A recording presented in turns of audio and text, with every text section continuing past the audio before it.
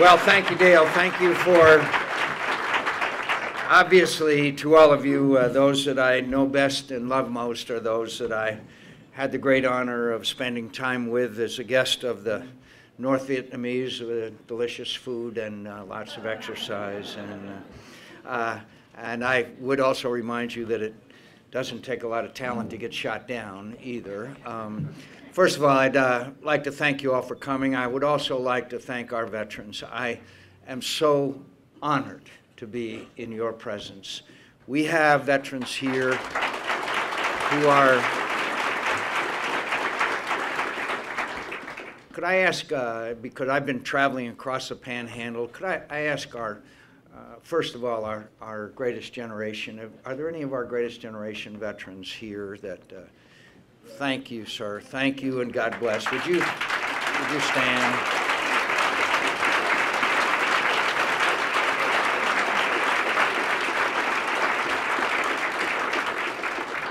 You are our inspiration. You are the model that all of us want to emulate, the people that indeed made the world safe for democracy. And as we watch, as all generations leave the scene, we can't do enough to express our appreciation for what the greatest generation did. And our Korean War veterans, who are sometimes called the forgotten warriors, and our Vietnam veterans who are here also, you know, one of the most wonderful things about America today is that they welcome our veterans of Afghanistan and Iraq. Unfortunately, that was not the case with some of us in the war which some of us fought. And it made it more difficult for some of our veterans to come all the way home. And then, of course, we are our Korean War veterans who did such a magnificent job. The world would be a different place today if we had been driven off the Korean Peninsula.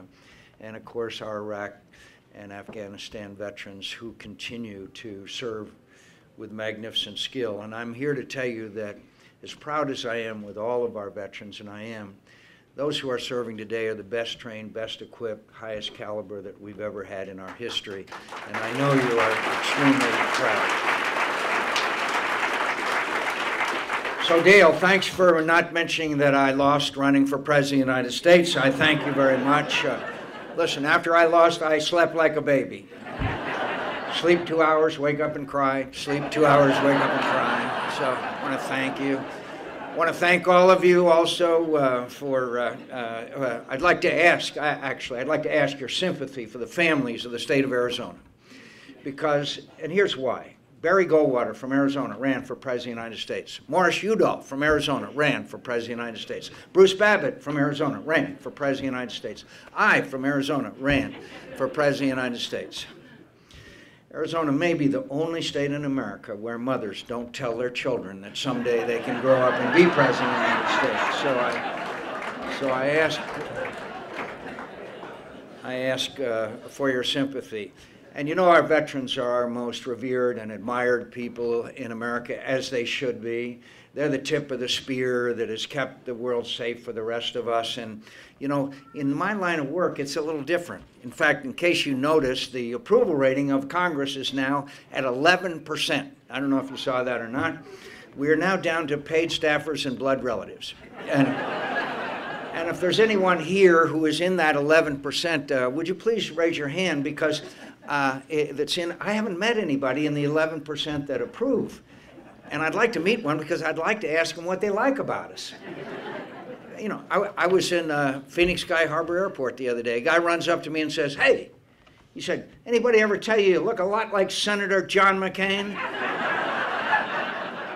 And I said, "Yeah." He said, "Doesn't it sometimes just make you mad as hell?" So we've got a lot of work to do to regain the approval of the American people, and that might mean getting something done, you know, new idea, get something done.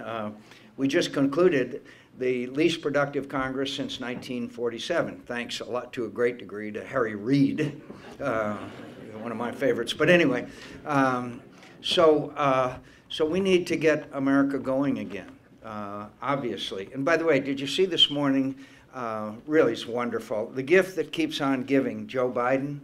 said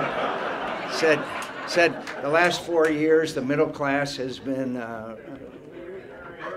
buried. Yes, last 4 years the middle class has been buried. Right, Joe? You got it. You broke the code. You know, the guy is like the crazy old uncle in the basement. You know, and I guarantee you, Paul Ryan will beat him like a drum. So anyway,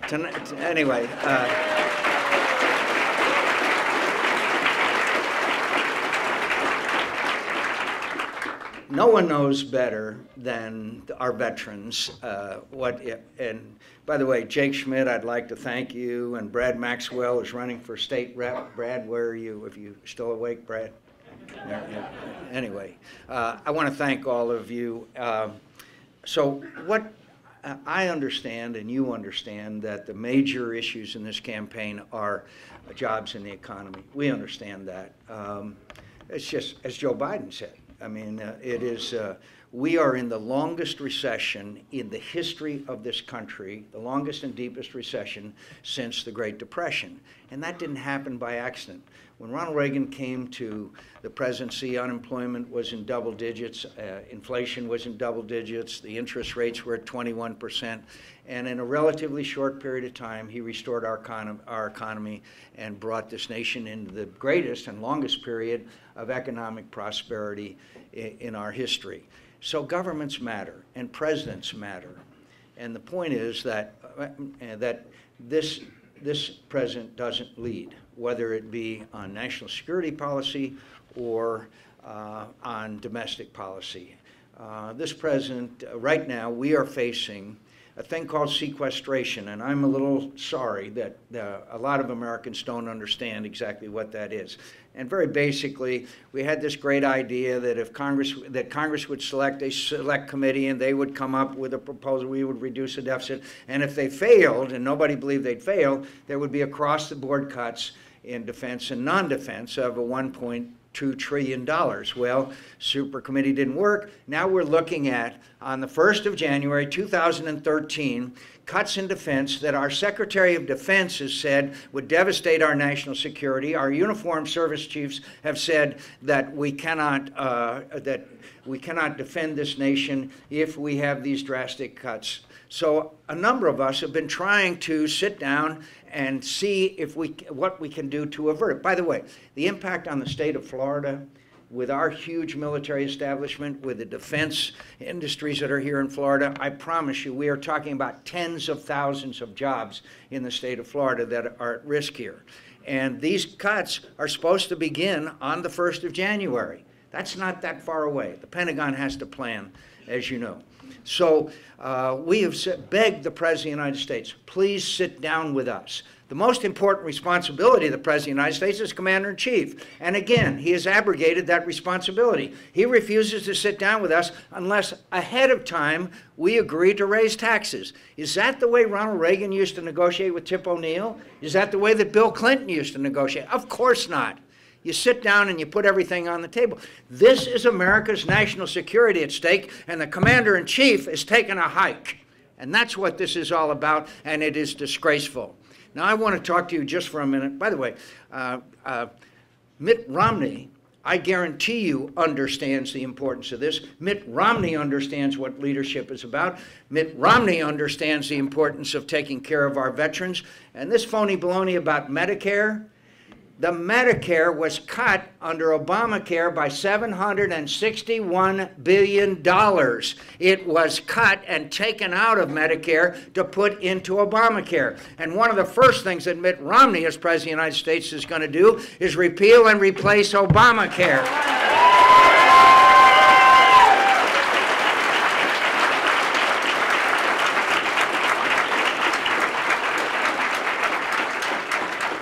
I believe in Mitt Romney. I believe, like Ronald Reagan, that Mitt Romney has the instincts about American leadership and the role that America must play in the world. And by the way, you know, he's governor of Massachusetts, and I told him the story about the two inmates in the chow line in the state prison. One of them turned to the other and said, "The food was a lot better in here when you were governor."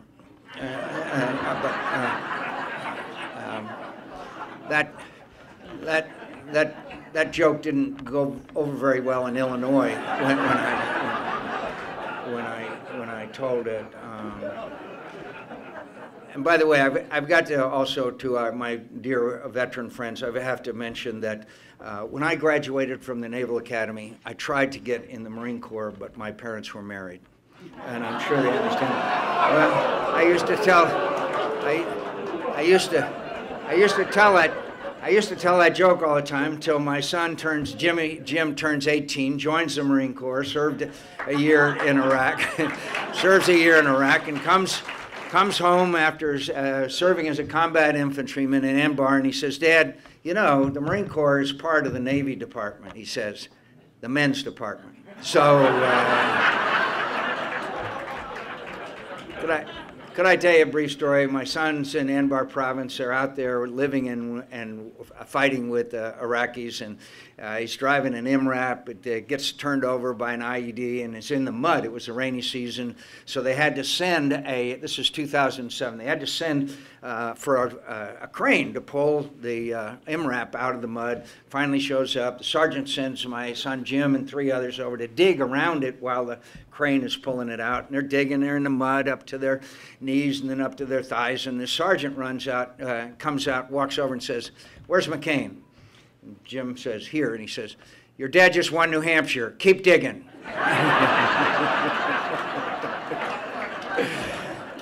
And only the Marines could do that.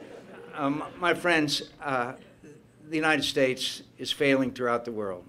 The United States is no longer respected throughout the world because this president believes in leading from behind, not from in front. And I'd like to briefly remind you that in Iraq we lost over 4,000 brave young Americans, many thousands wounded, and we needed to leave a residual force behind.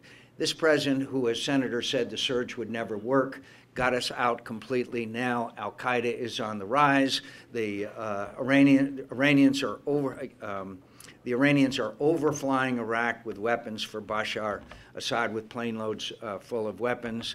The country is unraveling, and as General Keane, the architect of the surge, has said, we won the war and we're losing the peace. In Afghanistan, you know the terrible things that are going on. I don't have to tell any veteran here, but any veteran here will tell you there is nothing more damaging to morale than not to be able to trust your allies in uniform. 53 American servicemen have been killed by their allies in uniform, and it doesn't stop. And why is that? It's because the President of the United States never talks about success. Have you ever heard the word victory? All he talks about is withdrawal, that we are leaving, we are withdrawing, we are leaving. And you know what? The enemy gets that message. And you know what? There's a famous story about that really tells it all. The Taliban prisoner and the American officer interrogating him. And the Taliban prisoner says, "You've got the watches, we've got the time." And that is the attitude. As we leave, the people in that area have to adjust to American departure, not American victory. And I would remind you, it was in Afghanistan that the attacks of 9/11 began. So the president brags, and you know, most of us know heroes that really, the thing about most heroes that we know is they don't brag. This president brags all the time about getting Osama bin Laden. We're all proud of that. But he wants us to believe that Al-Qaeda is on the wane. The opposite is true. We have a feckless foreign policy that is a disaster for American national security. In Syria, there's 25,000 people have been massacred, and they're using Russian weapons and Iranians on the ground, and we won't even give them weapons to defend themselves. But I want to talk about Libya and what happened in the last few days, a couple of weeks. It's now abundantly clear. It's now abundantly clear that there were grave concerns about the security of our consulate there and our embassy. There was Ambassador Stevens' diary was found in it. He expressed his concerns about security. Nothing was done about it. So this attack took place. Good morning. How are you? Nice to see you.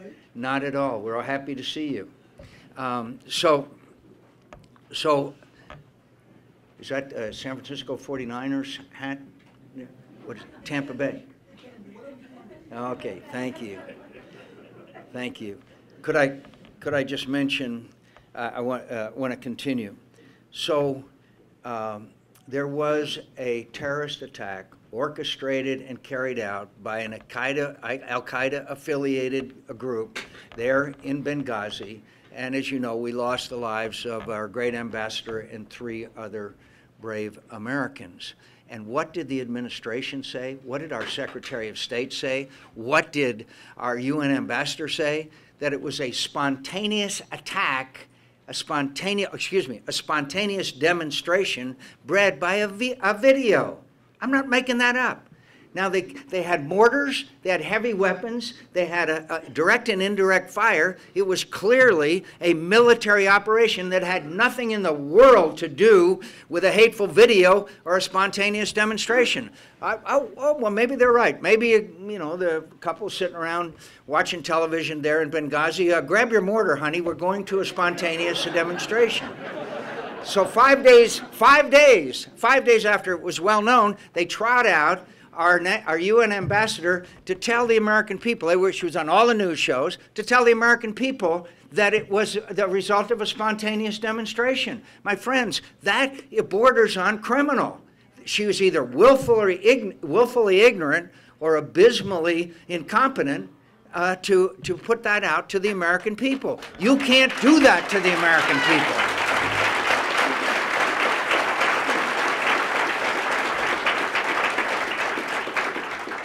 Mitt Romney understands. Mitt Romney will lead. Mitt Romney understands the importance of American leadership and American strength. Peace through strength was what Ronald Reagan said, and that's what Mitt Romney believes. So I was worried in 2008 when I lost about America. I was not nearly as worried as I am today, my friends. I was not nearly. This president, who started out by going around the world and apologizing for America, does not understand the importance and the historic role of the United States of America in the world. And this is a dangerous world, my friends. The forces of radical Islamic extremism are everywhere. When we see the rise of China, and by the way, my old veteran friends, did you notice that they launched an aircraft carrier, the Chinese? There is no greater statement of a desire to project power than an aircraft carrier. So we live in a very dangerous and unsettled world. And this world needs the leadership of Governor Mitt Romney. They need it, and they need it in January, beginning in January.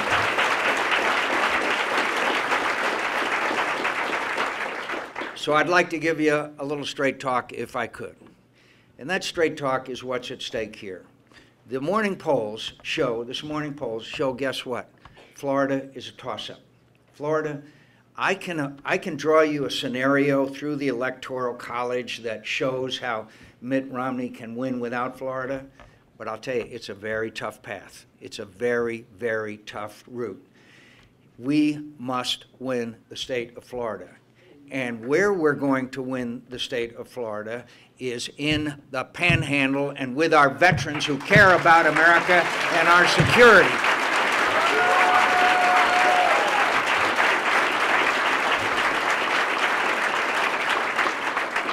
All across this Panhandle, there are military bases. There are Pensacola, where I used to spend my paycheck completely every month when I was in pilot training, mostly on cultural establishments, as you know, as a young Navy pilot.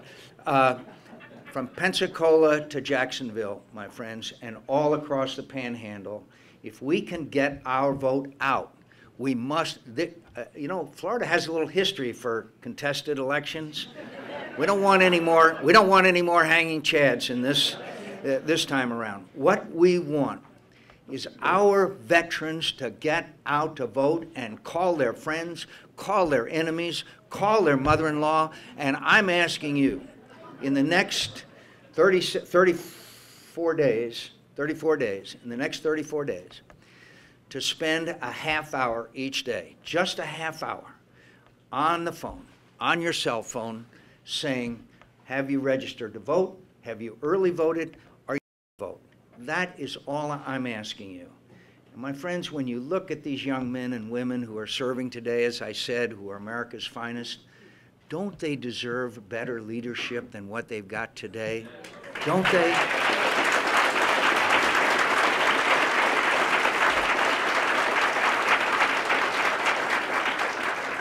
So we veterans, and their families, the wives and spouses who served just as honorably and nobly as they did during the long periods of separation and keeping the family together and keeping the memory and the image of their husbands and wives alive as they were gone defending this nation. They know that this nation's security will rest on this election. I know Mitt Romney very well. I know his instincts. He reminds me of Ronald Reagan. Ronald Reagan came to the presidency believing in the greatness of America. Mitt Romney believes in the greatness of America. We must get our vote out and carry the state of Florida. And I know that I can count on you. Yes, sir. I know that once again, I'm going to sound the cavalry charge, and I want you to saddle up and get going, okay? I know you can do it. I know you can do it not for ourselves, but for future generations of Americans. That's what I'm asking you to do. So I hope that you will remember the words of the late Mayor Daley of Chicago, who once said, "Vote early and vote often."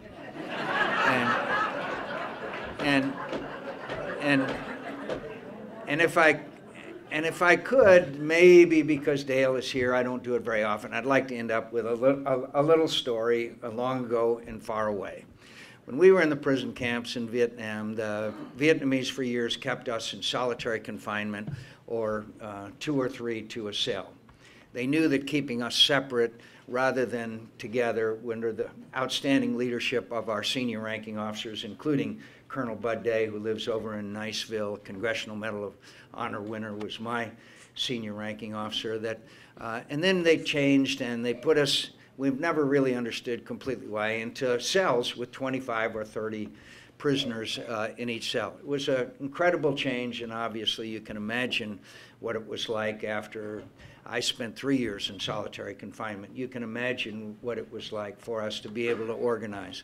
So one of the people who moved into our cell was a young man by the name of Mike Christian. He came from a small town near Selma, Alabama.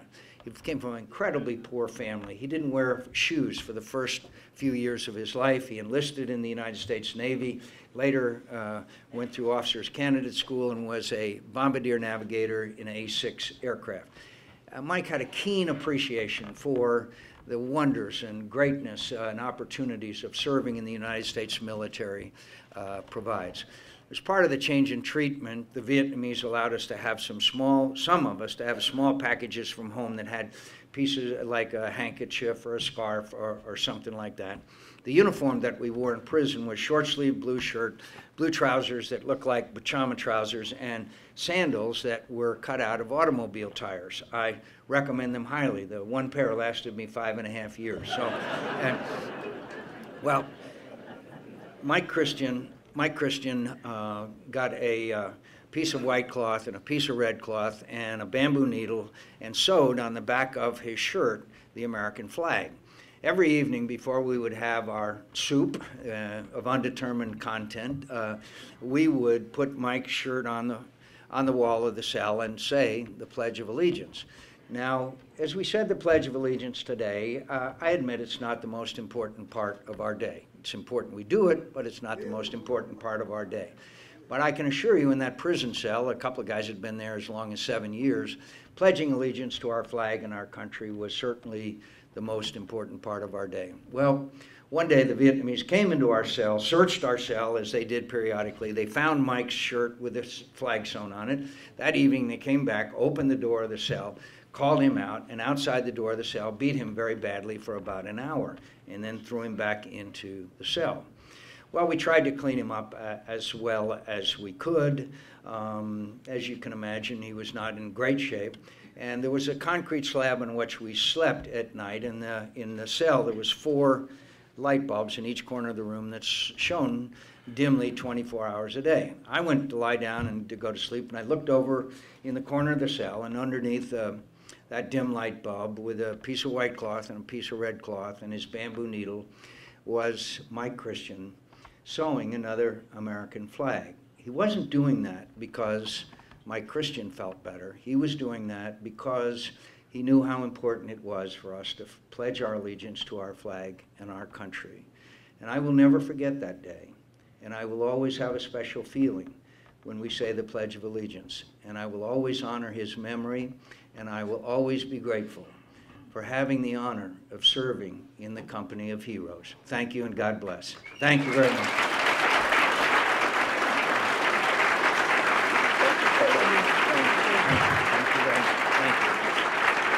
Thank you.